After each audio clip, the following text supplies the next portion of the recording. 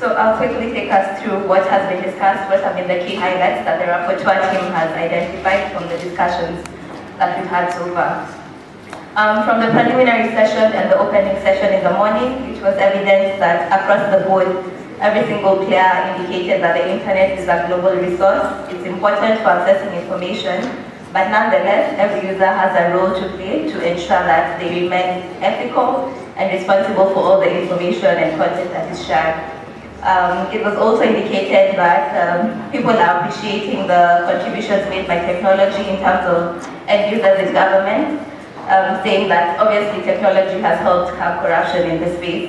Lastly, all speakers lauded the internet for its governance forum, for its governance mechanism, which is bottom-up and multi-stakeholder, unlike other sectors and industries where communal engagement is the norm. For the second panel session that we had on tech use in the upcoming elections, it was evident and indicative that we do not have a full electronic voting system. Rather, it's semi-manual and semi-automated. Most people in the room didn't know that. It was also shown that there's need for more creation of awareness on the use of platforms by the end users, because as has been said over and over again, we have rights, but we also have responsibilities in how we use technology. The other thing was full automation of the electoral system could be actualized eventually, but we have to ensure that there is systematic integration and interagency collaboration. That's when we were talking about the registers, the voters registry, the death registry, and the birth registry. Key Kenyan saying from this panel was tally but do not announce. So online tallying of results is allowed, especially as it's a public process, but you can't declare the results. From the next panel, which was on enhancing cybersecurity in Kenya, it was indicated that there's need for more collaborative efforts between stakeholders and industry players in order to counter cybercrime successfully. It was also indicated that we need more awareness and enhanced investment in order to ensure that we have resilient networks that can counter cybercrime and cyber attacks. Also, more skilled capacity to avoid instances of cyber attacks and sharing information between ICT administrators. The keywords for that panel were awareness, capacity building, collaboration, then also that cybersecurity begins with all of us and we have to take responsibility. The next panel was on safeguarding free speech and privacy online in an electoral context. That was after lunch. One of the things that came up was that elections come with a need for unfettered free speech. Because of the political process that's happening at that time, it's evident that there will be a lot of discussions, heated discussions and conversations going on around that time. It was evident that there are limitations in the constitution and the laws on exercise of freedom. As has been said before, rights have responsibilities.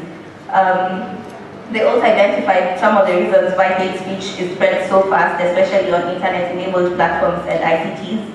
It's mainly because of the nature of the internet, which is the virality aspect, that something shared once can be shared so many times over and over again. And then also the myth of anonymity. You think that no one can trace you on the internet. Several remedial actions were recommended, including increasing capacity for the judiciary, training for law enforcement, and using counter-narratives. The last session that we just had, you can still feel the heat, information controls was the history of controlling information. It's always been there, it's always been done since time immemorial. It's just that now we're using the internet to limit and counter how much information can go through. It was indicated that legally, under the law, there can be controls put in place, but they have to be legal, that means provided under the law, they have to be proportional, and they have to be necessary. Obviously, there's been a question on what really is necessary and what this gray area that is defined, or when they say in some instances or worst case scenario is. Another thing was adoption of information controls, especially through internet shutdowns, has and may have an effect on the economy of any state that decides to do it. The other thing was there's indeed a harmful and dangerous side to the internet, which cannot be argued against, even as Jamie in the morning said. Therefore, we have to be responsible and ensure that we achieve our best and not the worst things.